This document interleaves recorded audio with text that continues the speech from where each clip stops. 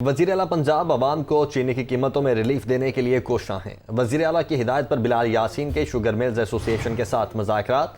वज़ीर आला पंजाब ने चीनी की कीमत 70 रुपए किलो की हिदायत कर रखी है। गिरां फरोशों को अवाम को लूटने की इजाज़त नहीं देंगे, ये कहना है वज़ीर आला हमजा शहबाज का। वज़ीर आला पंजाब अवाम को चीनी की कीमतों में रिलीफ देने के लिए कोशां। वज़ीर आला की हिदायत पर बिलाल यासीन के शुगर मिल्स एसोसिएशन के साथ मुज़ाकरात।